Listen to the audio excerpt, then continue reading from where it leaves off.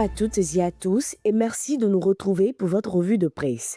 Dans ce 4e numéro de l'édition de la semaine, nous parcourons l'actualité économique et institutionnelle de la sous-région.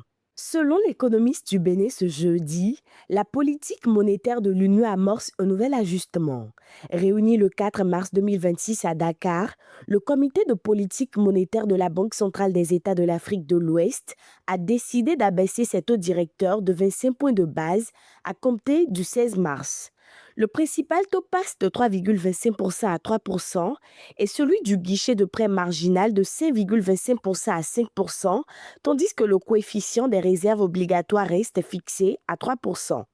Cette décision intervient dans un contexte d'inflation en recul et de croissance économique estimée à 6,7% en 2025, avec des perspectives favorables pour 2026. À la une, l'accent est mis sur le renforcement de la sécurité nationale.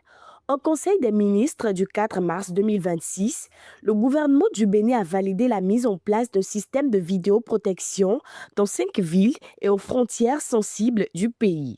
L'objectif est d'assurer une surveillance en temps réel, de prévenir les actes criminels et de sécuriser les infrastructures critiques et de renforcer l'efficacité des interventions des forces de sécurité.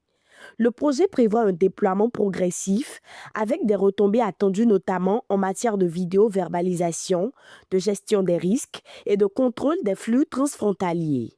À sa manchette, le journal spécialisé du Togo s'intéresse aux répercussions économiques de la crise au Moyen-Orient sur l'Afrique de l'Ouest.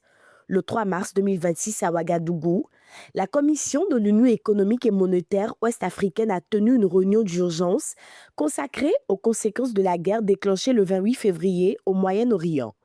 Un comité ad hoc de veille et de suivi a été mis en place afin d'anticiper les impacts sur les marchés de l'énergie, les échanges commerciaux et les chaînes d'approvisionnement.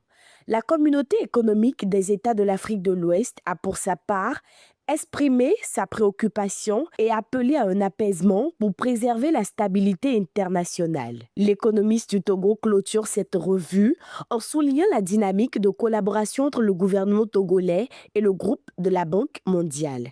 Le 2 mars, à Lomé, le gouvernement togolais et le groupe de la Banque mondiale ont évalué les actions menées dans les zones septentrionales confrontées à des défis sécuritaires. Les échanges ont porté sur les dispositifs en cours et le bilan du premier cycle de l'allocation pour la prévention et la résilience arrivé à son terme en vue d'un meilleur ciblage des priorités pour l'IDA 21. Les deux parties ont réaffirmé leur volonté de renforcer la coordination et l'impact des interventions au service de la résilience communautaire. Voilà pour l'essentiel de l'actualité de ce jour. Retenons des initiatives qui traduisent une volonté d'adaptation face aux défis économiques et sécuritaires. Merci de votre écoute et excellente suite de journée.